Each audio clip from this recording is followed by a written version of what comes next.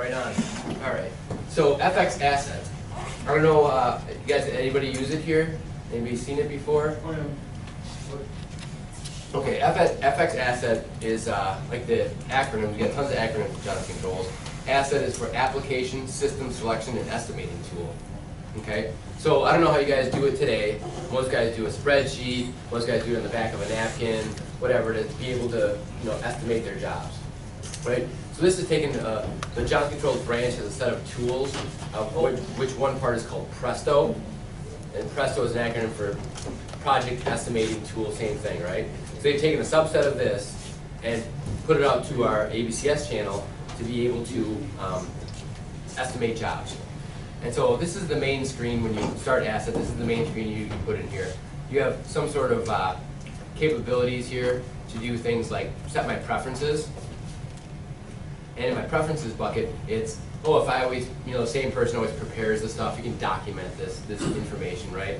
I can put in things like my bid defaults. What's my margin that I want to be able to have on a job, right? So you can put those in there. What do I normally get? Because in the end of this thing, it creates, what does all things create? It creates a flow drawings, wiring diagrams, submittal documents, proposal documents, Program schedules, schedules, everything is there, right? Schedules. So when you put this amount in here, when we get to the tab over here called, when I go to my bid tab or my submit tab, I can create that, the proposal document, and it'll take your cost that you all put in there and put 40% on it, and include things like what do I do for tax, what do I do for freight, so that you're covered for that stuff, and so that's easy in your numbers. So it automatically does it for you. Is anybody using it in here? Some guys. Yep. Okay. Should be. You can do things like put email settings in here so that, guess what, if I come to these dates over here, like my proposal due date, or my book date, submittal date, right? It sends you an email, says, guess what? You're supposed to have the submittal due on this date, or you're working on it, and that kind of thing, right? And it also has a function in here for price multipliers. So you can get your multipliers from Jackson for each one of our categories. ABFX right here is for the FX stuff. Compressors is for air compressors.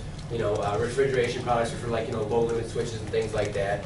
Butterfly valves, dampers, actuators, things like that. So you get your multipliers from Jackson, put those in here, so then the list pricing will take that list price, multiply it by your multiplier, and give you the actual price of what your cost is. Okay, so you know what your costs are, but you have to get those from Jackson. It also has functions in here, so like you can refresh prices. So if I'm online, I can hit the refresh prices button. So like in November when we have a price increase or whatever, and say, guess what, refresh your prices. It'll refresh all of your list prices. Oh, that'll do. Yep, that'll get it. Oh, that's good. So you don't have to wait for that update. You don't have to wait for the update. As long as the new tool of this is out, they'll refresh the prices, right? You hit that button, it refreshes the prices. So that's where you do some setup stuff, right? So I'm just going to go over a cursory view of all this this tool. Cool. All right. So your first page right here is what your project name is, your address, all your documentation information, your create date. When is my proposal due? It's due on the 21st. So it gives you milestones so that you can guess how you're doing as to what you've done. It also does things like pre-populates things like sold to and invoice to. Who do I sell it to and invoice to based upon your project, right? So you can put that information in there. Okay, so this is your documentation screen. Okay, this is my setup for my job. So I'm doing a church, I'm doing a hospital, I'm doing a school, I'm doing whatever. This is your information in here. And that's in your prepare tab. The next tab over here is my takeoff tab. So this is where you would add your controllers, right? I'm going to pick a controller to do an air handling unit. I'm going to pick a controller to do VAV boxes. I'm going to pick a controller to do a central plant, whatever the case might be. So we call them systems. I'm going to add a system. So I'm going to add an air handling unit. I'm going to add a VAV box, whatever the case might be. Apologize, my computer's really, really slow. It's on its last legs. I'm due for an update. But it does go faster. While that's spooling, one of the things that this doesn't do that PCT does is it allows PCT, whatever, allows you to customize what your typical stuff is. For instance, sensors, things like that. 10K versus 1K, things like that. This thing just throws it out at 1K period. Right. You've got to go in and change it. You can pick a different sensor, right? I mean, from what's there, you have your choice of being able to do that. Once you populate it. Yeah, once you configure it. But right? it also builds the software, so then you got to go back to Well, that's doggone exactly software. it. That's exactly it. Yep. Pain. Yeah, that is a pain, but the nice part about it is if you can stand with the defaults, going through this is like going through PCT. It creates a CAF file for you at the end. And the important part about that is that I'm going to show you with the FX Supervisor software how if I have a bunch of CAF files that are already done, I can import those and create a station or your database, create the graphics, do everything for you automatically. So you could actually send somebody who's maybe less of a technician, do the spreadsheet functionality and be able to create the station without any sort of training. So here I'm going to add a system. We have TECs, which are our pre-configured type things, right? So we'll skip those guys, but I'll go to ABCS configurable network, right? And that's where I'm going to choose my type of device. So you drop this down. These same choices are the same ones in PCT, right? I'm going to do air handling unit, a fan coil unit, unit ventilator, heat pump, VAV, so on and so forth, central heating. Simple central plant, that's a PCT application for one boiler and one chiller and one controller. You don't have two separate controllers, you can do both of them on one controller. But let's just pick something simple, we'll pick VAV box. And then your choices here are single duct or dual duct slave boxes, so on and so forth. Let's stay with single duct. So the cool part about this, single duct. The cool part about this is that the same question and answer thing, the radio buttons that you see here are the same ones in PCT. So you're actually creating a PCT application, and what PCT doesn't create is a sequence of operations. And as you change these things around, your sequence of operation changes as well. And this prints out in a Word document at the end of the day, so you can actually hand this out to you. So you don't have to type up sequence of operations. It's already there for you, right? So let's say I'm going through my VAV box, and I don't want this thing to be wireless. I'm going to uncheck that one. It's not going to be wireless. I've got my integrated actuator, so I'm using a PCV controller, right? Nothing separate there. Let's say I've got a box fan. Yes, I've got a box fan, and it's a series fan, single speed. Okay, that's good. Like this, my box heating is incremental output. That looks pretty good to me. My supplemental heating, yes, I do have some. And I've got electric, let's go to hot water, and I got proportional output. So I got a 0 to 10 volt on my baseboard heat. And as I change these selections, my sequence of operations is also changing. Likewise, it'll take a second here, it actually creates a drawing for you. Right? So it's a Visio drawing, so you have to have Visio on your machine, but it's also creating that for you. And down here in this where it says Facility Explorer down in the corner, you can change that in the template for your company logo. Right? So you can put that in there. It also gives you a bill of materials and changes that along with your selections. So you know all the stuff that's on there. And this gets printed out at the end or viewable at the end. Of all the things that I have. It also gives you a points list. So you can submit that and have that. It also picks your hardware for you, right? So I'm going to take a PCV 1630 and what my input-output capabilities are. So it's nice, it gives you all those things. Sequence of operations, drawing, bill of materials, points list, and controller hardware. Right? You go through this, and it's more questions and answers that you have in PCT as well, and then any sort of options right here. If I want to do extra things, like I need an extra input for humidity that I'm just going to do, but I'm not going to do anything with in the sequence of operations, I can add those things on here. I'm going to turn on the exhaust fan, right? So it actually adds those things on there as well. Once you've configured your VAV box the way you want it, you have a quantity here. I suggest leaving it at 1 for right now, as opposed to if you have 10 of the same ones, and I'll show you why. You hit select, it adds that guy to my system, and then you hit close. Right? So I've got this VAV1 controller on here. It gives you that pricing for all the particular things, list pricing and so on and so forth. If you have your multipliers in there, it'll give you your net cost for each one of them. Okay? So I've added a VAV box. I can add more systems. I can add a system like an air handling unit. Right? Air handling unit. Mixed air single duct. Let's say all the defaults are okay. It's exactly what I want. I'll hit that one guy and hit select. And I'll hit close. So I got one air handling unit and one VAV box. Going to add all that stuff on there. So it's putting on the sensors, putting the actuators, putting the dampers, so on and so forth, all for this particular type of device. So the reason why at this point, let's say I've got multiple ones, like multiple VAV boxes that are all the same, the thing you want to do next is go to the Refine tab. And the Refine tab is the place where you go and says, we picked some assumptions, right? That your heating output, your valve that you're going to use, is a ball valve, and it's got a particular kind of actuator on it. Right? So you got all the red dots right here will correspond to things that you can configure from this point on. So I can go to here and say, all right, my heating output valve, I'm going to take this guy, I'm going to modify it. and I'm gonna change I'm gonna select that one because I like it, or you can change it, like, I don't like ball valves, I wanna do globe valves, right? So you can go through and it'll give you an option to change your valve that we chose for you. So things like transformers, dampers, right? Maybe you need a high close-off, damper as opposed to a standard damper. Maybe you need a different kind of transformer. Maybe you like globe valves versus ball valves. Maybe you like, whatever this might be, right? So I'll just pick this guy. The nice part about this is that it gives you a catalog page, it gives you installation instructions, it gives you product bulletins. So when you install the software on your computer, you have all this information there. You don't have to be online to do it, right? That's all there for you, right? And let's say I like this guy, this is a water valve, two-way configuration. I got a 9104 actuator on there. If I want to, I can put in, my different mediums, my flows, I got 25 gallons per minute, I've got a 0.05 PSI pressure drop, and it'll calculate your CV for you to see if it matches up with the actual valve that we've chosen, right? So I'll choose that guy, and hit close. And let's see what's here. Select it, the red dot should go in. All right, replace, close. And my supplemental heating valve again, I'll take this guy, modify it. We made some assumptions again for this, so you pick what you want. And you can add third-party products in here, right? I think what it does, Randy, correct me if I'm wrong, is it will allow you to add those things in there, save them, like if you like to use a Belimo valve, for sake, right? You like to use those guys. You can put those in here, right? Yeah. And then, exactly, and then whatever I just blabbered, you can keep that in there, and so you can choose that one all the time. The one thing you can't do is like add the cut sheets to it, you know what I mean? So it doesn't print that out when you print the documentation.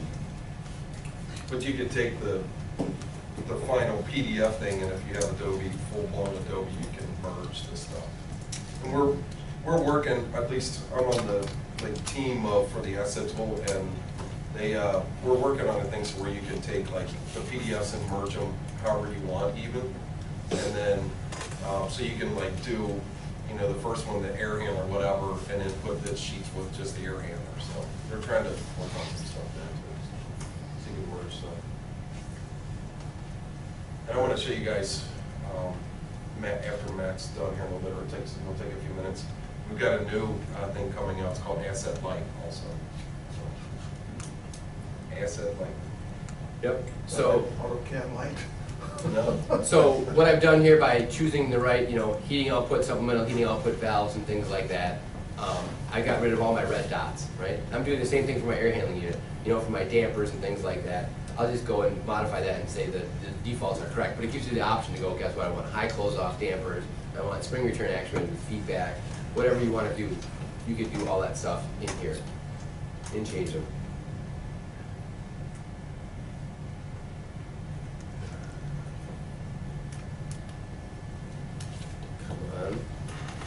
Come on, baby, there we go. And the benefit to this is that if you've got a bunch of things, like VAV boxes, instead of creating them in the Takeoff tab and doing 10 of them, right, you have to go through 10 times to select the valves, select the actuators, things of that nature, right? So what you want to do is you want to go through and set up one of them the correct way you want it with the right stuff, and then we'll go back to the Matt, make one wireless. make one of Just them wanted to wireless. see what you could pick, just to make sure. Okay, So if you go back to that one, I'll go back to my Takeoff tab. I think it's still thinking. so go to Takeoff. Go to Takeoff. I'm here. Oh, Add or a system? No, replace system, sorry. Sorry, replace system. And then there's the wireless thing that you can pick there. Add wireless. Yeah, mesh network. Now, what's the point of material? It gives you the flag on there, the router, and it gives you a wireless sensor. But it's giving you the wireless flag. Yeah, right there. It's the Not for FR1811. But it's not, you can't do it like that. You know what I'm getting at? That's the trouble I got. But he clicked add to the network. Well, yeah, to a wireless mesh network. Yeah. But you know what I mean, for a guy that Well- didn't really think about that or know that, that's really not true. How about if Well, you check the I add think- wireless only? I think if I do this, I think if I go to, yes, if I go to add a system, and I do the ABCS network, and system type, That's just- supervisory controller, Right. I think isn't there a question here for adding my router? There's a mesh, Yeah, yeah. it is, but that's not what I'm getting at. No. You're picking, say if a guy just wanted to pick a VAV controller, and says he wants to be wireless, Which is exactly what I it did. picks the flag, it doesn't pick Yeah. what Well, W one. Go back to that Even though he's one where- not doing, Right. he's just doing it as a.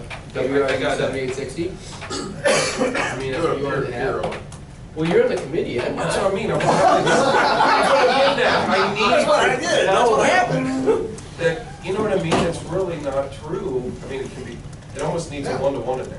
Yeah. That I makes thought it sense. had that as the second option. I don't know if it did, maybe I missed it. There was an option in there, but I don't think a Ever lot since of you've you been took talking it. about it, I don't know. We had to unpick the other one. Oh, you had to unpick the other Well, I one? assume, uncheck. Uncheck Wireless the zone ad. sensor only. Now check that one. Now check. So we're Now on. try it. There we are, there it is. I was gonna say, no? Yeah, it puts the WRZ on there. It- But it still has a flag on there. No, it has still this got on the here. flag. It It's still won't got the work. flag, you don't need the flag. Oh, quantity zero. Yeah, so just. Let's see what's. So we're on. Oh, the WRZ is in there. Yeah. Yeah. So I had checked Yeah. the wrong one. Okay, let's go back to this. Go to But you here, gotta think about what, Yeah. let's just take a look and see what it is now. Bill of materials. sorry, I didn't mean to. So it's got WRZ 7860, quantity of 1, 1811, quantity of 0. So Yeah. Okay. maybe it'll We're all right. leave it out Yeah, there. we're So all it right. does it. And it gives you the sensor. But if you wanted to set that up for a future option, you could pick the flag on there as well and just have both in there. Right. Well, Yeah, you it'll, can it'll even add it add- to your bill of materials, and then when it prints out, when you get all the way to a thing like order, it's going to be on there. You're going to be ordering them unless you eliminate that from the Well, order. just go, like, right now, in your, like, say, where you picked one-to-one right now, right? Okay. Now go into, refine. And right here, you can go add product, because see, it picked that one. But if Yeah. you wanna add a flag in there too, For some, for a future. anything else, you can go and just add other parts and pieces, Yeah, other right in parts and here pieces. too, if you want it. Okay. Gotcha. Okay, so now I gotta reconfigure this guy again. Thanks a lot, Randy. I gotta pick my valves again. All right, replace, close, and then here, modify product. All right. So it gives you infinite options for picking whatever you want, whatever valve styles you want, whatever damper styles you want, transformers, things of that nature. In my dampers, I'm gonna replace product or modify product, so I can get rid of my actuators. Pick the ones they picked up: M9220 spring return, proportional actuators, 0 to 10 volt. And again, if you don't know what they picked, you can click on the documentation and be able to take a look at the catalog page and so on and so forth. All right, so I think I have, oh, no, still not done yet. Modify product. And so when you go through this guy, that's why you don't create 10 of them off the bat, 'cause then you have to go through 10 times and pick your valves and everything like that. So replace, close. Let me just see if I got rid of all my close. Preheat output, modify product. I'm picking that for my two-way ball valve. Replace, close, and then let's see. VFD. I picked my VFD, I picked the default VFD. Oh, here we go. It doesn't- VFD right here. Yep, so it gives you a chance to be able to, change your VFD, add your communications on there if you want to, like a backnet communications or SA bus or whatever. Pick your right style, close. Maybe I need a NEMA 3 or NEMA 4R enclosure or something like that. Do that. So now I think I have these guys and they're completely free of any red dots. So then you go back to the Takeoff tab, and here's where you go, oh, guess what, I've got this guy. I think I can copy system, and I'll do multiple systems. Once you got them configured, I've got a system quantity of, 10 of these guys, and the first system suffix is 1, I hit OK, and now it's gonna add those 10 things on there. That's how you do the multiples, right? Once you refine that thing, you go through the multiples and we'll add those things on for you.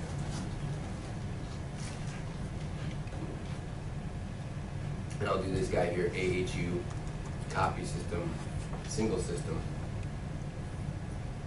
And I'll copy that guy, so I've got AHU. So that's my Takeoff tab. My Refine tab is where I go to be able to pick my right sensors that I want, if I want a 1K or a 10K, if I want the actuator, so on and so forth. Then I can go to the bid tab. And the bid tab is where you put in the information, right? right? And if you actually had it on your prepare tab, you know, in here, it would automatically take it over to the bid tab as well. And here's your documentation on what your pricing is. So let's say you've got VAV boxes that you've ordered for this job that aren't part of, you know, the controls bid, or that aren't part of the controls, you know, asset tool. You can add in your pricing here, you know, and it adds that thing on there. If you have any other third-party stuff, right, I can put that information in there, right? If I can put in things like my labor, how much am I gonna do for a labor, right? I think it's a total, is it a totalization? Like, it doesn't go, I do an hour and a half for every VAV box, and my hour and a half is, you know, $75 or $150. You have to put in a total amount for that. Miscellaneous stuff, you put that in there. And here's your defaults for things like, you know, freight, taxes. Here's where that 40% is for your, you know, that you put in at the top. So basically, I've gone through this thing, and my cost is 59 grand. I'm putting a 40% margin on it. On my bid documents that I'm creating, my proposal documents to somebody, it's gonna show a final price of 98,810. Okay? And you can generate all your documentation, like proposal documents, my bill of materials, my list of consolidated parts, and my mini catalog. So it prints out all this stuff for you. So like, say for instance, all the time you spend looking for cut sheets on, you know, proving switches, you know, current sensing devices, all your valves, it consolidates all that stuff into one big PDF. So you can email one big PDF of all the parts and materials that are on there. Or you can print out a mini catalog page, and that's just a one-liner. It shows a picture of the item and a description of it. Maybe you can put that thing at the front so that people don't have to go through every single page. You got a little mini catalog of all the stuff that they need. And I'll hit generate documentation. This takes a little bit of time, but I'll do it anyway. I generate documentation, and I'll go to, let's see here, what's some place where I have, I'll go to the copy training. Hit OK. And now it's going to generate all the documentation for this. So I don't know how much time you spend looking for documents, but people say it's a lot, right? Looking for all my cut sheets, looking for all my things, right? So it'll generate all that documentation for you. And again, this takes just a little bit of time to do it. The larger the project, the more time it takes. But at least you can go through this thing, and it'll do all that stuff for you. So I've got a drawing, I've got a bill of materials, I've got my points list, I've got all my cut sheets, I've got my mini catalog, and it'll also create a CAF file for you as well, right? How many do you actually have checked to print? All of them, or just a To couple? documents to generate, No, back on the takeoffs. I have 2 air handling units and 10 VAV boxes. No, but how many were actually checked to print, to generate that information? I don't didn't know. think it would generate it unless it was told to print. I In don't other know. words, if you got 10 boxes, you don't print off all 10. Yeah, you don't have to print off all 10. Yeah. Yeah. So, Maybe I didn't check them out. Okay. no, you didn't have all 10 boxes. So I'll take a look in this folder to see what's generated here in Cochrane CBC. Let me go to that location. I'll show you what gets created. Come on. There we go.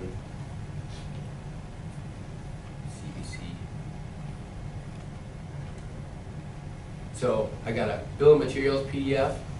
Also comes in XML format or XLS format. A list of parts. Here's that mini catalog that gets printed out. You know, and this is what that looks like. You know, so I have my, you know, my low limit switch, image of it, and then description. My air proofing switch, picture of it, description. Current sensing devices, DPT, my FTG, my controllers, my WRC. So that's a nice thing to have, right? That's the beginning of it. Your third-party parts that you add in, are they gonna be listed or not even listed on this? I don't think they're listed, you know, no, they don't, they wouldn't be listed. You got rid there. But you Well, got- that's, Well, they're already in there. That's in our, We have in the quite a catalog. few third-party stuff that's already in there. There's even Honeywell stuff in there. There's all kinds. Yeah, Kelly stuff in there? rear relays, you know, Setra pressure transducers, look at that, Cleveland controls. There's even everything high switch. deck in there. Yeah. Yeah, all of our third parties, so we have a bunch of stuff in our catalog, that's things that we've negotiated with those manufacturers, so we could buy them cheaper and offer you guys at a competitive price, and because we buy a ton of all that stuff, right, as a company, right? So it gives you a mini catalog of all the stuff that you're going through, right, to be able to do that. It gives you a pre-populated proposal, and these are all like template documents. So you can go to the template document and say, you know what, instead of the Johnson Controls logo, I want to put my company logo on there. Instead of whatever verbiage that we put in there, I want to change that around, I can actually do it, right? And the more information you have here, the more information populates in the thing. But I can do a proposal, here's my scope of work, right? You can change that verbiage around to whatever you want to do. When it comes to the template, here's what I'm doing, my VAV boxes, my air handling units. If your warranty information is different, you can change that around the template, it always prints it out. Training, my exclusions, you know, all that stuff that you put on there. You can take this template so that you put your own words in here, and every time you print it out, it's gonna have your words in here, not ours, right? And the pricing, there's where my 98,810 is for that thing, right? So you can print out a proposal document, it automatically generates, bill of materials, so on and so forth, list of parts, so on and so forth. So that's what I've created so far by just going through the bid tab. On my submittal tab, I can also do things like a submittal cover sheet, all the documentation, my mechanical schedules, and this will print up all my catalog pages. So I'll just generate that documentation as well for this, and put them into the same thing. Okay, and again, this takes a little bit of time. So the cool part about this is that it's consolidating all that mini catalog stuff, all the catalog pages for those. It's taking all the full PDFs of that, adding them all together so you have one big PDF of all that stuff. Okay? It's also creating all of your CAF files based upon the way you answer the question and answers. So let's assume you got a job where I can use all the defaults, the question and answers. I got a bunch of CAF files. And that's important. I'll show you what you can do with the CAF files in a little bit, right? But it also creates a cover sheet for you, all the system documents, like my drawings, my Visio drawings, and things of that nature, so that you can submit all this stuff in and have it all consolidated for you. So that saves you the work of going to 6 different applications, doing tons of stuff, all this coordination of, to have all the right pieces of information. It's all right there for you. I think it's a true time saver, don't you? It's huge. Yeah. And I mean, even just to, you know, come up with a price for a job, right? At least you can go through here and, you know, get a little bit better than this because you have actual controllers and actual prices and things of that nature.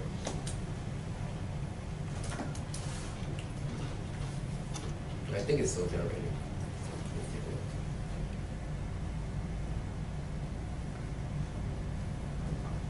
Oh, yeah.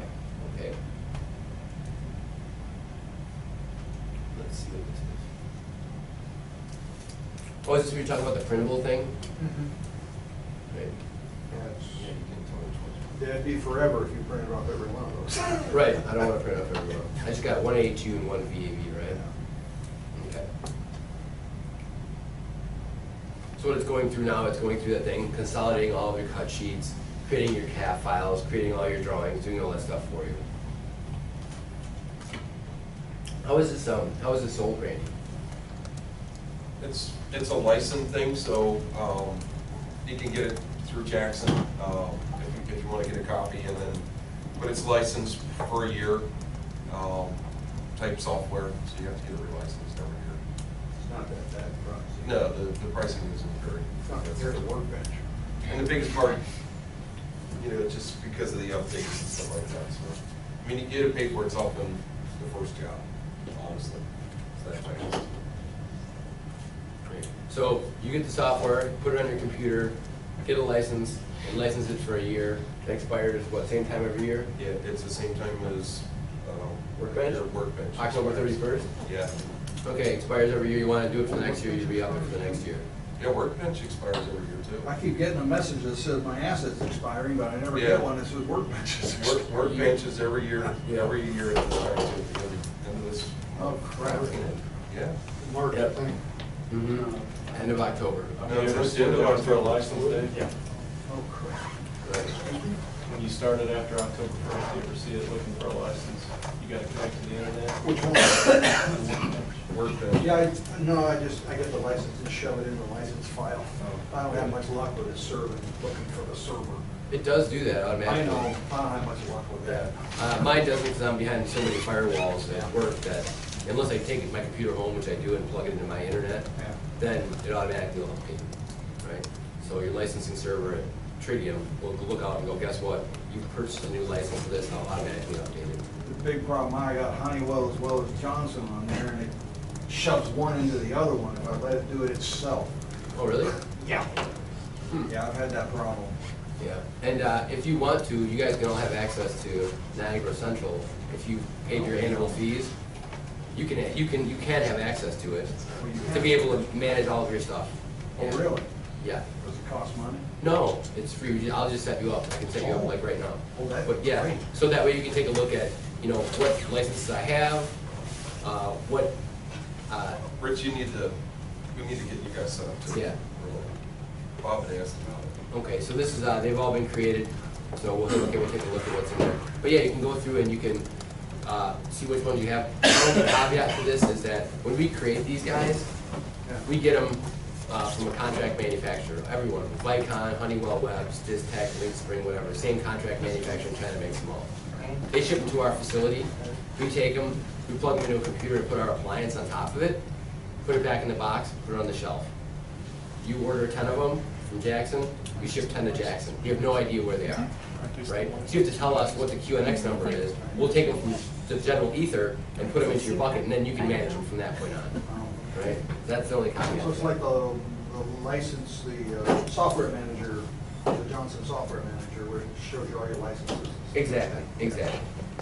So now that I've created my stuff, I got on my documentation for this guy, you know, my sequence of operations for VAB box, and so they're just Word documents of that sequence of operations. I've got my drawings, so my Visio drawing of each one of these guys, like AHU1, we'll click on that guy just so you can see it. So you have to have Visio on your machine, you have to have Word on your machine, you have to have you know, a PDF creator on your machine, right? Why did I create that drawing? It should be there. I don't know. I don't know what I'm talking about. This one. Oh, well, that's details. Sorry. I'll show you the flow diagram. So, you know, you get all your flow diagrams for all these guys.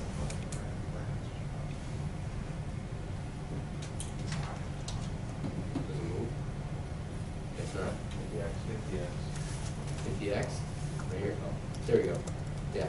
So here's the flow diagrams. And again, these diagrams are pretty rudimentary, but I've never known anybody to win or lose a job based upon their flow diagram. The Johnson Controls branch uses this for forever, and they've gotten away with it.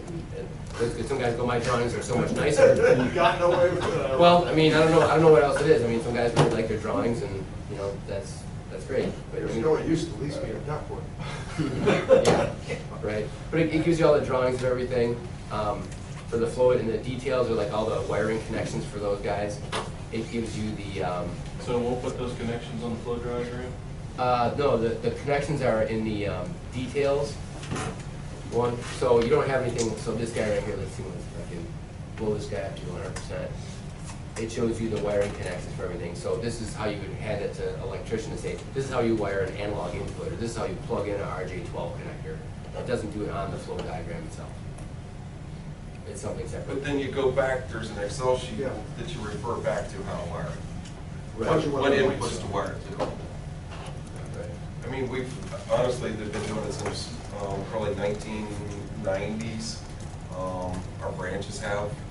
And, you know, so I know I mean, they're not hard to follow, I can tell you that. It's easy, just, a lot of people want point to point, this doesn't do point to point. French guys can do it, I'm sure. Yeah, that's Right. I have Well- to be careful. Right. Anyways. And the thing is, I actually would like it if you had a picture of a controller here with point to point. That'd be nice. Put that on here and have that like to do with. I've already had. All right, good. They've got absolutely done. Awesome. Sounds good. Finally, I don't have to say something bad you do, right? And then your software is here, so in your folder here, it creates your path files for these guys as well, okay? So it creates a lot of the documentation, a lot of the ancillary stuff, so it gives you, you know, all the stuff that you need to be able to do that. Right? Product list catalog, let's see. So this is one big PDF of all the devices that you've chosen for this, right? So you don't have to go and coordinate all those guys, they're all picked for you based upon how you've answered the thing, right? So that's a really nice feature to the whole thing. And then, once I get done with my submittal documentation, I can go to my order page, and I can send in my PO number, put in my customer number, put in my information. I can send this over to Jackson, and they have exactly what they need to order, right? Print it out, and you're done. Right, so hopefully this thing saves some time for you, it coordinates a lot of efforts, and it's valuable. Like Randy said, he said it pays for itself rather quickly, and I actually believe that because there's a lot of stuff here that takes a lot of time, and this kind of coordinates all that stuff. Sitting down writing sequences can take you a day. I mean, sequences, everything else, there's so much value to it, it's awesome. Right, yep. One thing would be nice, Randy, on the bill of material list, everything's in one. You might have 10 of the same thing. They could condense that to for flag items, Yeah. increase in the quantity. So instead of one M9220 GGA3, one M, two of them, Right. right? Or how many do you have? Well- Right, how many, right, exactly, how many ever have? Matt didn't really do the mixed air damper thing though. It really, if he goes back and modifies it or a different way, it would change that. And you can make it say, most of the time you only need one actuator anyways for, if they're linked together.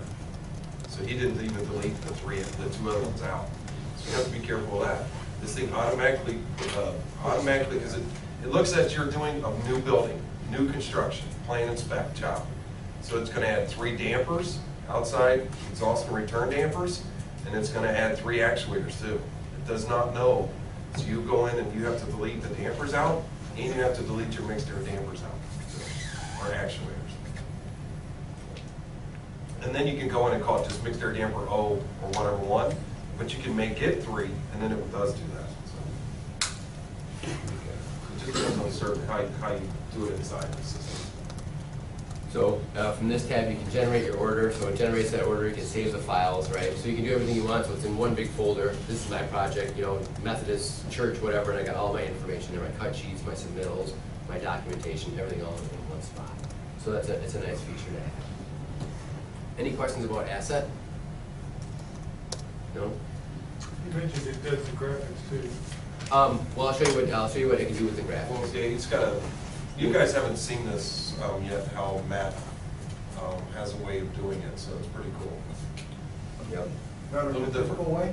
Huh? It's better in a typical way? I don't know. It's It depends pretty- on what your typical. Just import it and- No, he has another way to make it, Really? to build a station, so to really, the way I see it, like Matt just did that thing, and if you really, we're pretty good at the asset, and what he's gonna show you and build an actual station now in a JSON box, you could probably do a whole building in 20 minutes with what he's gonna show you. It's pretty cool. Okay. Even So- building the graphics in the front end even. So all your drawings are done, all your sequences are Well, the done, graphics everything's are done. Automatically with a wizard. I know, but just hold There's on. something- hold Okay, I on. just was curious. Hold on. And then he What am I has missing? another way, which I don't think you guys have used, that's No. pretty cool. Wow. That will set up your whole front end for you too. Oh, So, that is good. Yeah, right on. Kinda So, neat. so we've gone over the controllers and we've gone over the asset tool. I was going to do the supervisory devices unless you guys want to do PCT. What do you want to do? Supervisory devices or you want to go with PCT? Supervisors? Supervisors, cool. All right. And Matt's thing is really the full thing about supervisors, so ask him stuff too on Yeah, supervisor that's stuff. my He's gonna primary go over- responsibility is that. He's gonna go over some really good stuff with the supervisor stuff, so. Okay, so we'll start with the supervisor devices. So this is what differentiates Metasys and Facility Explorer. Metasys has the same controllers, Facility Explorer has the same controllers. Once you get up to that supervisor level, on the branch side they use network automation engines and network control engines. We use FX supervisors. So this is all Tritium rebranded product. Okay, so we use these guys. We take what Niagara has given us, the platform, and we add our appliance on top of it. And our whole focus, or my whole focus, is to make ways to make it easier for you guys to get on and off the job faster. So all I do is there's like productivity enhancements is what we try to do to put into this guy, so it makes it easier for you. Right? That's my main responsibility.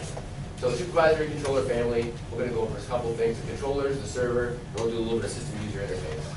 And again, all this stuff, all the presentations, the wireless stuff, the controller stuff, it's all available for you if you want to take it. You can have these PowerPoints. So the controllers themselves, as we all know, are for scheduling, alarming, historical, data management, interlocking, control logic. So you can take these guys, right, and I can add input-output modules on them, and now I can control whatever I want to control, right? I can put the logic in there, right? I can do interlocks, do data sharing, whatever I want to do with those guys. So they're not only supervisory controllers, but they can control pieces of equipment as well, right? So it's all those devices. Here's our 3 main buses. Our BACnet bus, that's what we mainly use today, where I can put things like variable speed drives, our PCAs, PCGs, PCB controllers, PCXs. Our TECs come in a BACnet flavor. We have our legacy FX devices, so FX06, FX07, 15, 16. Those are all going end of life, right? So we're getting rid of those guys. They're dropping off. We have all of our legacy stuff, so we have our legacy controllers which are going by. All of our N2 legacy stuff is going bye-bye. You know, it's hard to get parts and pieces that make all this stuff. Now, we had a zoning system for FX stuff. That's going to go bye-bye. But Greg Wilmer did a zoning application, and it's posted on the connected community. So you can have a PCA controller or a PCG controller peer-to-peer to, you know, PCB controllers and download without using a supervisory head-end device. Right, so check it out. It's documented. There's videos on it. It's pretty cool. We'll show you the ProFX user community as well. And also a LonWorks bus. So we have LON devices. We've rebranded some Distech models, and they're known as LX models. So you guys ever do LON?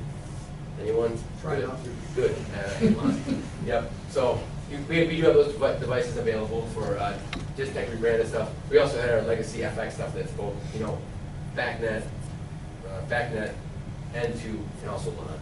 So you might see those out there. Supervisory controllers serve up the user interface. So each one of these guys are embedded with the user interface on it. So it has the tool in there, and it has the user interface, plus it has a station. So I don't know, what do you get when you buy a Vicon box? No. Yep, never. When you buy a Vicon box, all you get is like a platform connection, right? You have to have the tool to be able to add a station to it, or your database. Ours come with the user interface embedded onto it, and also a default station, JCI station. So you could effectively take this guy, connect up to a computer with a web browser, and engineer a station. You don't need the software tool. Okay? If you decide to buy the annual fees and buy the software tool, that's better. Because then you can take databases and save them on your computer. You can upgrade people. You have a full breadth of all the graphics you can utilize, right, that are available to you. So it's a benefit to actually have the tool. If you're engineering a number of jobs a year, you know, 3, 4, 5, 6, 10, 100 jobs a year, you want to get the software tool. You do one job a year, maybe I can just get that guy out of the box, use our enhancements to it, and be able to engineer jobs and be done with it, right? You don't have to buy the software tool. You can look at this thing with a computer or with a handheld device. So when you add a device like a PCG controller with an application into it, FX controller, or even an N2 controller like a UNT or an AHU, I can take the file that gets downloaded in there. It creates a graphic for a computer, and it also creates a graphic for a handheld device. So you're automatically set up for those. And I'll show you what I mean by that. So you do that with a web browser. So daily operations. So most of our customers, right, they probably use a web browser to access all this stuff. If they don't have a server on site, they're using a web browser. We do have FX-Workbench for end users. So you can actually install the Workbench tool on a computer at their site. And the benefits to that are you kind of bypass using anything for Java, right? That doesn't use Java when you have the Workbench tool.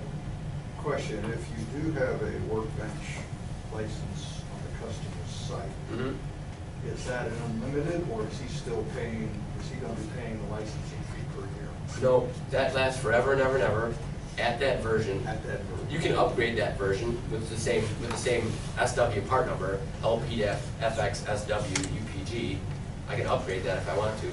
What they can do is look at what I have today. I can add stuff to it. If I want to add a controller to it, I can do that. What I can't do is engineer a brand new station and dump it into another controller. Right? So it's limited that way. Right? So if somebody wants to bypass Java, they've got two options. One is I can configure a user to look at like the handheld view, which is pretty similar to the regular view, and I can bypass Java, or I can put FX-Workbench end user on a computer, and they can access it that way. The tough part is if I got 10 technicians, and they all need to access it with their laptops, you have to buy 10 versions of end users so they can go on and do it. Okay? We got 3 different varieties of supervisor now. We got the FX, this work? Oops, that's not it. There we go. FX 30E, 70, and 60E. Okay? So those are the 3 we work with now. We used to have an FX20, which is right here. FX20, and we used to have an FX40, an older version. Those are both gone, right? So with these today, they're at the latest rev of Niagara 3.8. Was at the Niagara Summit, April-ish timeframe in Las Vegas. They announced Niagara IV, which is going to be a brand new box called a Titan box, and brand new software, so it's no longer AX, it'll be Niagara IV. Right, so that's due out in the March of 2015 timeframe, or so they say. We just have the software, we haven't got a box yet, so I don't know what to tell you about it other than we're working through it. It's a little bit buggy, but it's going to be good, right? So we'll see what happens. When they launch it, it usually takes us a couple of months so that they don't give us like a pre-release version. Oh, here's Niagara 3.8, we're not gonna launch it for 4 months, go ahead and do what you need to do. They just launch it automatically so that, you know, all the Vicon users can get that right away. And then we take our stuff, test it on top of it, and then we'll launch our version of it. So that's the reason for the lag. Does that make sense? Right, that's the reason for the lag. So we used to have FX-20, but that replaced the FX-30E. And we used to have an FX-60 that's been replaced by the FX-60E. The difference between them is the 20 and the 60 had batteries. The 30E and the 60E have that battery functionality built in the SRAM chip. Okay, so that's backup for it. When I lose power, I've got backup. SRAM does it all the time. It's constantly saving stuff to these 3 buckets, right? And as the bucket gets full, it saves it in there to, you know, non-volatile memory, and then starts filling up the next bucket. Okay, so backup battery. When I lose power, it does a, you know, a shutdown, very nice slow shutdown of it, and saves all the information so you don't lose anything. What we found is that some guys out there that have the FX-30Es with the SRAM, and they're doing lots of things like change of value trending. When it's doing those trends, it's getting a lot of information. Constantly the buckets are filling up, and when it's filling up, it's doing a save, which takes away from the resources of doing everything else this box is supposed to be doing. So what we decided to do, I think the next order that Jackson gets of FX-30Es, they're going to have the battery on it. So it's going to have the SRAM on it and the battery. The battery is going to be unplugged, like that. You want to use the battery, plug in the battery. You want to get rid of the SRAM, you go to the data services and disable the data services, then I've only got battery working. Or I can use it. Okay? So if you get a new one, FX-30E, that's got a battery on it, don't be alarmed, that's there for your convenience. We're not charging any more for it, just found like, you know, guys are having problems, right? So you can choose, do I want to use battery, do I want to use SRAM, or do I want to use both? Okay? We're working through our stock of 60Es. Right now I think we had like, a month ago we had like 800 of them, and we use about we ship maybe 250 a month, right? So I'd say in, you know, the next like 4 months, 60s will have batteries in them. Okay? So it's your convenience, whatever you want to do. Hopefully that makes sense. So don't be alarmed if you see battery back on there. They're supposed to be there. Why they unplug? It's up to you to use them, right? They removed them because they thought, well, I don't want a job site where I have to get rid of batteries. What do I do to the disposal? Plus, you know, batteries wear out over time, right? You have to replace them. I get a bad low battery alarm or bad battery alarm. It's a nuisance, right? So they thought, well, I'll put an SRAM chip on it. Well, the SRAM chip takes up some services, right? Some processing power. Did you have a question? Yeah, I wanted to just kind of clarify something, because we had a question we were working with Tritium on when using both the battery and the SRAM. So Okay. if you have the SRAM and then you have that, that backup enabled, and you put the battery on it, what the explanation we got from Tritium was it basically turns into additional runtime capacity after power shuts down. Correct. It's not, I don't know that it does a station save, but it basically will just continue to run on battery power, and it continues to use the SRAM. Correct. That way you get uninterrupted service until power's back up, or if power does not come back up, battery is used up, it just shuts down. Correct. That's right. That's right. So the reason to use both the battery and the SRAM is I lose power, I can ride through that loss of power for, I don't know, what does it say, 10 minutes, up to 10 minutes, 15 minutes of losing power. I'm still functioning. Once that 15 minutes is up, I'm going to save all the stuff that's in my SRAM, and I keep going. Question. Mm-hmm. Having experienced that 10-minute thing, if you want to hurry it up, can you just pull that battery out while she's sitting there? Or, Sure can. And it won't hurt the... Won't kill hurt it? I do it all the time. I do it all the time. I didn't do it. I do it all the time. Yeah, it saves. The SRAM is continually Yeah, saving. it's- It's continually going and saving. Okay. Okay? So you won't hurt it at all. If you're doing something and you want it to shut down, Yeah, I want to and shut you got the down. battery in there, you don't Right. have the SRAM like an older model, just unplug the battery, you'll lose whatever, you know, was there, right? It won't do a station save, but you won't hurt it. How about the newer models? The newer model's no problem. No problem. Does everything. It's saving continually. So again, the 3 models are the 30E, the 60E, and the 70. What's the difference between them? You know, they're all mounted for, optimized for panels, so we can sell them as a box only, or we sell panels too. You can get a 60E in a box, a 30E in a box, a 70 in a box. Now I think we're releasing, so you get them in control enclosures. All of our stuff is Hoffman, right? Our control enclosures. So you can get them, you know, standard way we provide them. Or guess what? If you want to modify it, send us a drawing. It's got to be something more than a napkin. Maybe a Visio drawing of how you want the panel laid out. We'll make those for you if you don't have a panel shop. And we don't. I said we do. We have a panel shop You here. do have a panel shop? Go to Jackson, get them that way. Differences between these guys are the sizes and the resource capacity. The 70s are just a bit bigger. These two guys are the same size. The difference between them here, I think the next slide will show you, is the RAM memory, right? I got 256 and 1 gig. So this guy's a lot hardier of a device than 70. My heap is the really important thing, right? That's my processing capability. So one thing they did is they got rid of the 20, and they gave us a 30. And the 30E only has 24 mega heap. So, and there's a part number to upgrade 96, so it's resident on here. It's already there. You just have to buy a license to free it up. Buy everything. Yeah, but that's the way it works, right? So, easy come, easy go, right? So anyway, if you do this, if you put this guy with the upgradable heap on to 96, 30E is a pretty hardy device, right, for your regular job. 60E again, 48 upgraded to 96, and this guy's got 384, right? So they're trying to eliminate the differences between these guys, adding them, making them the same. When you get the Titan box, the new ones, the way it's explained to me and the way it was shown is, there's one box, and it's 70 grade, and you can use it for anything. Right, so they're all the same. So you only have one box to buy, and then they have these cards that go in there that hold your database and your stations, which is kind of cool, right? I think that's a nice part about it. So like this guy fails, I can take out the what are these cards that go in here called? SD cards, right? You have an SD card that sits in here like this. I can take the SD card out of here, dump it into a new model, and I've got my whole station. Everything's up and running. I don't have to do anything. That's kind of cool, right? That's a benefit to the hardware.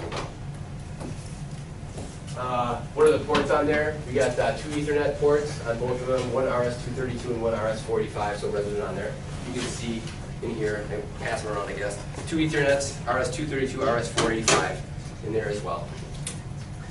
You can add option cards in the slots right here. You can't see it really very well with the battery in place, but that guy shows you where you can put the option slots in there. So you got 2 of them. So you can do all a bunch of cards, right? And I'll slide on that to show those cards. Plus you have all the options for all the communication protocols. That's all licensed stuff, okay? We sell 2 models of each one of these guys. We sell an FX-30E, that's a FX-30E with an N2 driver on it, licensed. Or we sell an FX-30E with N2 and BACnet, so you wouldn't have to add the BACnet in here. 60, N2, N2 and BACnet, 70, N2, N2 and BACnet. Okay. We also have a 60 model that's Buy American. You guys never get Buy American requests. If you have jobs like that, we have a 60 that's a Buy American. We have controllers that are Buy American, sensors that are Buy American. It's a whole subset of stuff. You've all gone through the process to say yes, these are all Buy American qualified. Okay. Onboard IO, none of them have onboard IO, but you can add remote or local IO on the 60s and the 20s and the 30s. You just kind of slap them onto the side. And each one of these guys, they plug into the side. So there's models for that. You can also add remote IO. So you can add our IOs, and you can go up to 256 remote IO by the bus, right? So you add a bus to your drivers, remote IO network, and then it takes up the RS-485 port, so you have to add an option for things like BACnet or N2 or Modbus, whatever. You add those guys on there. So you can have local remote or remote input-output.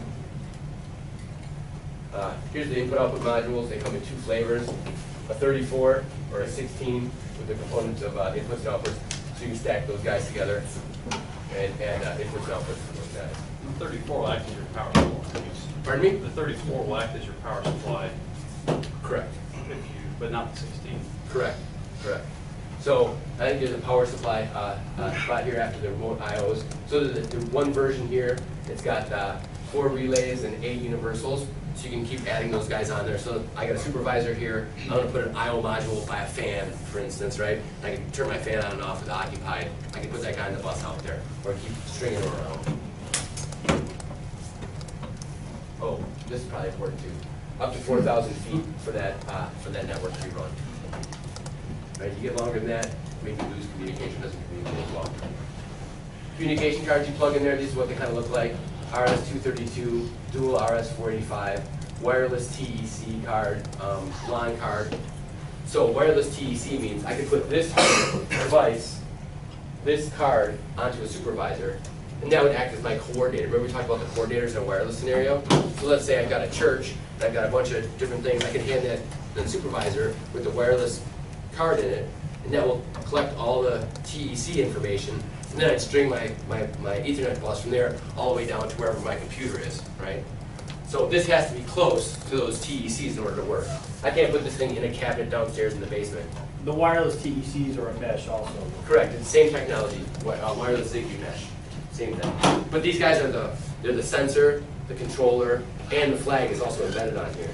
So there's no flags with this. And the gap fillers with this are just another one of these guys. So you buy the cheapest one, you can just power up and no connect to anything. That's their flags or their gap fillers for these guys. So we have all those option slots. And the thing I want to emphasize is, oh, guess what? If I have to do LAN on a device, right, I have to get a supervisor that has LAN, I have to buy two things. Well, three. I buy the supervisor, I buy the card that actually is a physical connection for LAN, plus I buy the license and put that on the supervisor to talk to them. Okay? So you don't have to buy LAN if you don't need it. You don't have to buy Modbus if you don't need it. All the communication protocols. Right? The power supplies here, again, as you mentioned, these are ones for cabinet mounting, right? So I have 24 volts or 90 to 263 volt inputs for these guys, or a wall plug that you can plug in there. So there's one like right here. It's a wall board, and it plugs into that little cone connector at the bottom of it. And if you do buy a IO34 module, I can bring in my 24 volts power to that guy, and it'll power my supervisor device. I don't need a separate one of these. But if I have a 16 IO, I need a power supply of some sort, whether it's a wall plug or one of these power supply devices.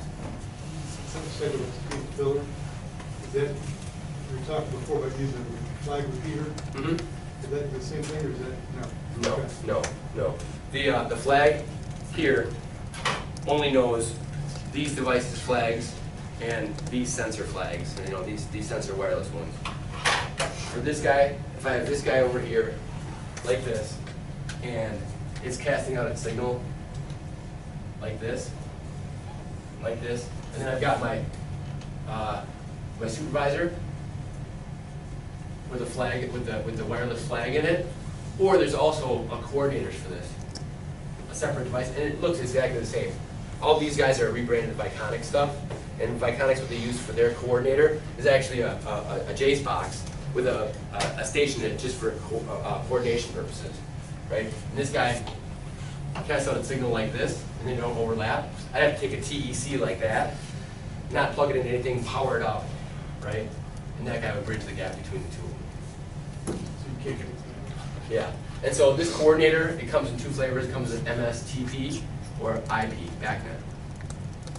Right, so I can plug it into the MSTP connection, or I can plug it into the IP connection. It come two flavors for that, for the coordinator. So it's up to you, whatever you want to use for that. Drivers, we've rebranded all the drivers that we can for this stuff. So American Automatrix, Andover, McQuaig, Carrier, Lawnworks, all that stuff. So we rebranded all that stuff. All the ones that Tritium creates, we've rebranded. And if we've missed something, let us know, and I just got to set up a part number and have it to be rebranded. But you don't see like train, train. What? Yeah, train COM4 driver, right? We didn't make that. Tritium didn't make it, or if they did make it, they only sell it to the train guys, right? But there's nothing that prevents you from getting a train COM4 driver and installing it on an FX. It'll work. We just don't rebrand it, right? Much like train doesn't sell an N2 driver, right? So anything that's kind of been rebranded or created by them and open for sale, we've rebranded. Also the IP network stuff, Modbus, back to the IP. Also the combination drivers, simple network message protocol, FOX. So all of our devices out of the box can talk to other FX supervisory devices on the FOX, Niagara protocol, or talk to the server.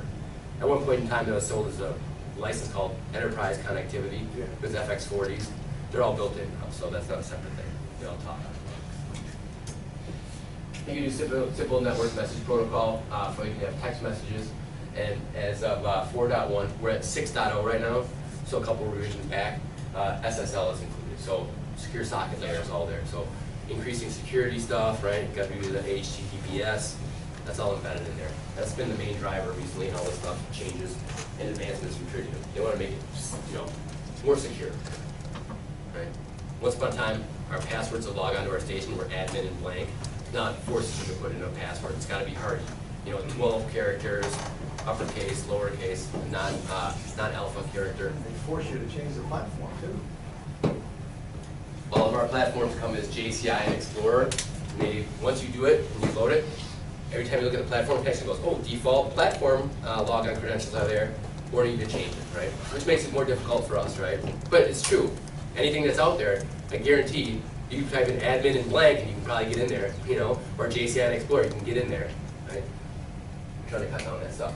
You guys know what I'm talking about when it comes to passwords and stuff like that? And you can set up a user and configure your password to be shorter, less complicated, right? That's an option for you. Just out of the box as a default. 12 characters, upper, lowercase, and non-alpha. FX server, that's where if I've got, you know, several different supervisor devices and I want one user interface for all of them. Today you can take, let's say I've got 2 of these devices that are sitting there, right? I can take all the information from this guy, bring it into here, log on to this guy, and see everything that's going on. But you're using up resources of taking all the information from here to go over to here, right? So if I've got 2 or more, maybe I want to get a server. And we sell them in 3 different versions. That's what's offered to us. The first one is a 3 device, so 3 FX supervisors. I can do 100 devices, so 100 FX supervisors, or unlimited, right? So if I've got a really cool Blade server and I've got a university and they got 1,000 of them, I can talk to 1,000. Okay. Let's say I want to go and, let's say I've got a server here, like this, and I've got FX, FX, FX, right? So I have 3 of them, right? And let's say I want to bring in an existing NAE. What would you do? IP. Yep. All NAEs speak BACnet IP. So I'd license this guy for BACnet IP capabilities. I can talk directly to that. I don't have to bring him into here to get to here, right? I can just talk to it directly. And so I've had 3 supervisor licenses. I got 1, 2, 3. That's fine. And I can bring all these guys in. NAEs, third-party BACnet IP devices. You license the server for BACnet, and you're able to do it. Right? So this is for just for the supervisory, the FX stuff. If I have a Vicon box, FX and FX, that's 3. Honeywell Webs, FX, Vicon, that's 3. But there are 2s. Yeah, I don't even know. We never even rebranded R2. Okay. No, we never. We Just throw them away. Yeah, we were the first guys to actually take their AX stuff and build upon it. So it's been very good. We sell as the third-party OEM. That's not Honeywell or Vicon. We sell more boxes than anybody else. So that's kind of cool. So they kind of take care of us. When they got acquired by Honeywell, it became a little bit more difficult. They're turning more into Johnson Controls, slow. You know what I mean? It's like to get things changed, or who do I ask to get something changed? You know, it's kind of like dealing with us. But they're still a great company, and we're behind it. We're going to move to the Niagara IV platform when it comes out. Like I said, we already have it, so it's a good thing. So you don't have to buy a license for 100 devices or unrestricted when you only have 3. So you got your choice, and you can upgrade. Let's say I start off with a 3 as a part number for a license to upgrade to 100. If I do 100, I got to go unrestricted. I have a part number upgrade for that too, so you can move those guys up and down. Supervisor controllers, what do they do? Server, scheduling, embedded UI, device integration, and it's all the same tool. So your interface, I don't know, do you guys put in servers? Anybody put in servers? One. The interface for FX supervisory device and for a server, it's all the same. It's all the same workbench view. Difference being is that when you're working with a server, you're not adding like a BACnet MSTP network, because there's no place to flip the wires to, or a LAN network. It's all Ethernet communication. Right? So, consistent tool experience guy that's familiar with looking at one supervisor will look at server and see the same things. BACnet operator workstation is an option for you, and that would be a scenario where, let's say I've got a Siemens system, a Honeywell, and let's say JCI system, Metasys. Right? And this is like the grade school, the middle school, and the high school. And the guy sits there and he has to log on to this one to look at this school, log on to this one, look at this one, log on to this one, look at this one, right? So if you want to take them all and integrate them all, I can do FX server with BACnet OWS license on there, and now I can look at all of them, right? And be able to change certain things, access to it. If it's a true BACnet system, I can do all things like this, like adjustment of analog alarm limits. So if I've got a device down here, on the MSTP bus, right? FEC, and it's got a point, zone temperature, ZN-T, like this, and it has some alarm limits, on it. I should be able to take this guy, if it's true BACnet, go through here, go through here, go through here, and be able to change those alarm limits. That's what true BACnet is, right? So you should be able to do that. So you license it for BACnet operator workstation. It's BTL listed and tested, just everything that we have is. And if you want to go a step further, there's advanced operator workstation, which gives you all the functionality of operator workstation plus advanced features, right? I can create and delete new objects. I can back up and restore the configuration of these devices. So if it's true BACnet, you can do it. I've seen it in some specs. It must be BACnet Advanced Operator Workstation, basically new construction. So that option is available to you. So it would create some new object in a Siemens box? Should be able to, if this is true BACnet, you should be able to do it, yes. Right? That's the idea. Wouldn't make a farm. Well, that's the whole thing. I think I've sold like a handful of these. AWS, and basically it's like check the box, yes, it must be a BACnet OWS. No problem, I can do that, right? License it for it.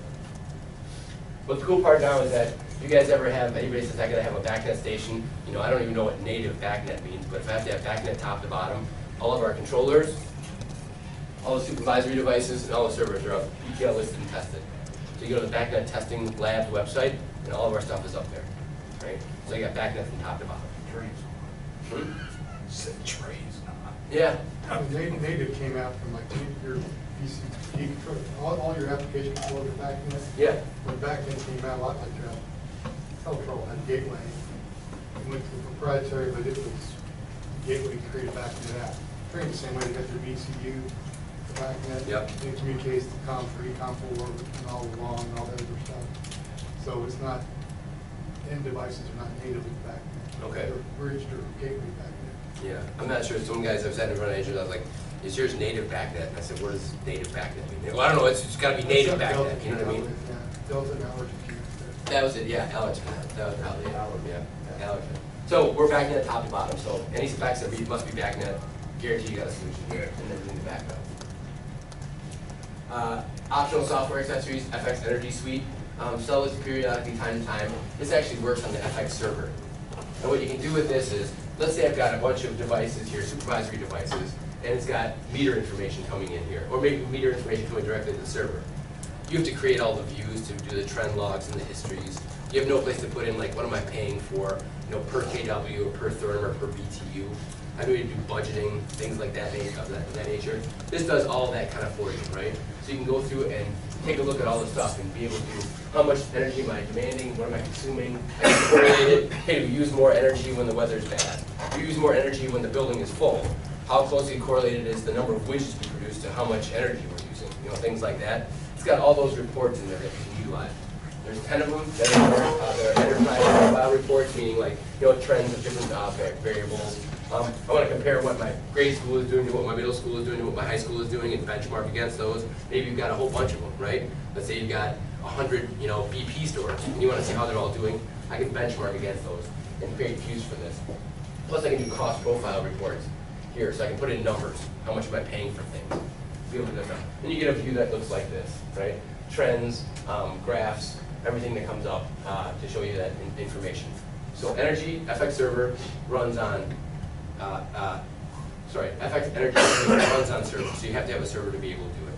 So you license a server for FX Energy Suite, and it's 2 different versions. I can do it by FX Supervisor, so any information that I have, I'd license this guy and say, all right, I want to license it for one FX Supervisor. All the FX Supervisor information that's energy in here, I can bring up to here and run the reports against it, or you can do it by point. Right? And you can license this guy by point. So let's say if I've got a BACnet IP meter over here, and I've got 5 points in there, you buy 5 of them, I can bring 5 BACnet IP points in here. Okay?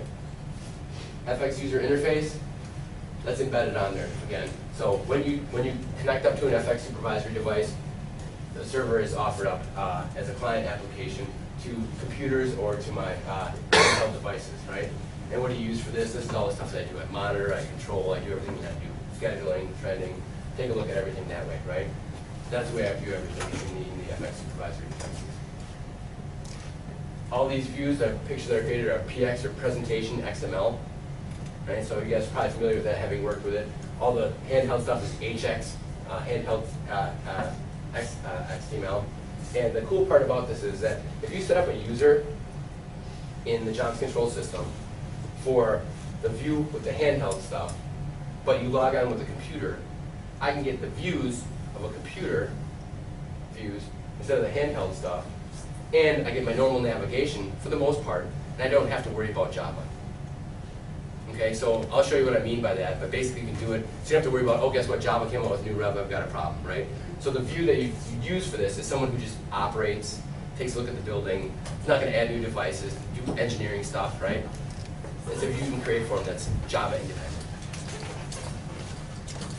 Okay? And that's what the user profile does. The user profile, when you put it in there, you can configure for, I'm only looking at this one graphic screen, I'm only looking at this one trend screen, I'm looking at multiple, whatever. It's all done by the user profiles, how they're set up. And last thing is fully customizable, so you have all the graphic symbols. And again, when you buy FX Supervisor out of the box, it's only got a preset number of graphic symbols on there. The ones that we've chosen to put on there. You need the actual software tool if you want to get to change the chiller graphic from, you know, a York-looking chiller to a Carrier chiller or a McQuay chiller. You have to have the tool for that, right? You only get what's on there. But if you have the software tool, you can change all these around. You can save stations and do whatever you want. But they're completely configurable, completely customizable. You can do whatever you want. Add anything you want to it. Last thing we've done is add some labor-saving features to this, right? So you can online discover all the backnet and LAN work points. Go to my backnet network, say discover the devices, bring them in, bring in the points, right?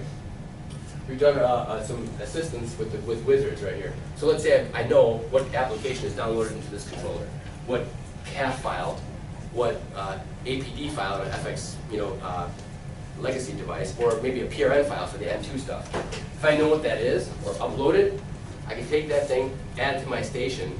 It'll bring in a subset of points, automatically end trends onto it, totalizations or alarms, and it'll automatically create a graphic for you, either the computer view or the handheld view. And I'll show you a spreadsheet, what we can do, and create a whole station in minutes. So that's kind of cool. But then once you get these things there, you can change them around, do whatever you want. You can make your own graphics and associate them with the controllers. You can do whatever you want there.